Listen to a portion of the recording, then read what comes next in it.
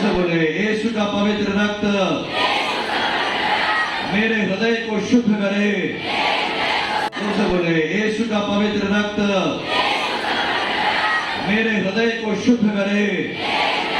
आज इस समय हम ईश्वर के वचन के आधार पर सीखेंगे कि प्रभु यीशु का रक्त हमारे लिए क्यों महत्वपूर्ण है।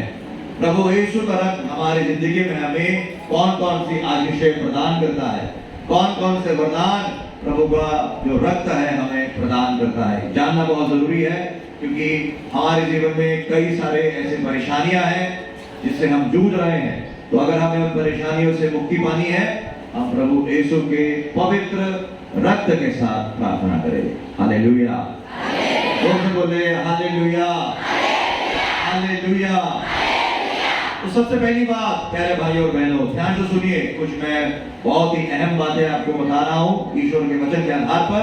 तो सबसे पहली बात जो प्रभु का यीशु का रक्त जो हमें दिलाता है वो ये है कि हम यीशु के रक्त के द्वारा पिता परमेश्वर के पास आते हैं।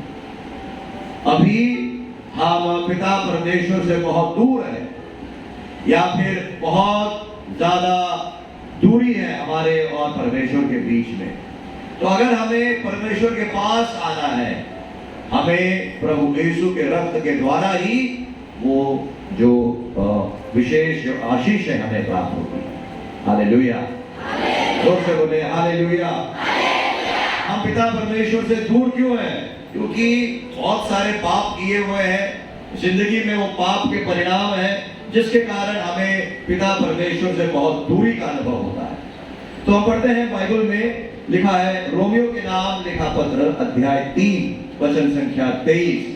रोमियो के नाम लिखा पत्र अध्याय 3 वचन संख्या 23 में लिखा है, सबों ने पाप किया और सब ईश्वर की महिमा से वंचित किए गए। तो हमें ईश्वर की महिमा का अनुभव नहीं हो रहा हमारी जिंदगी में।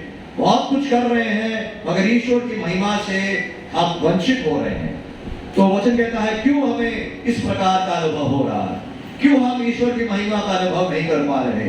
क्योंकि सबों ने पाप किया और सब ईश्वर की महिमा से दूर चले गए।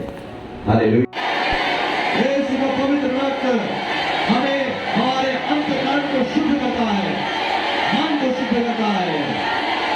यीशु का पवित्र रक्त हमारे पापमय जीवन शैली से मुक्ति दिलाता है।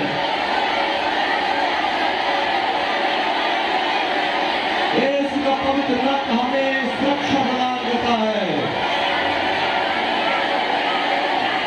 से बोले यीशु का पवित्र रक्त मेरे हृदय को शुद्ध करे। यीशु का पवित्र रक्त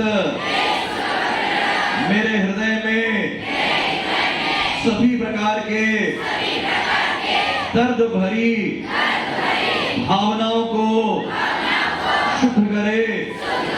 हालेलुया, हालेलुया।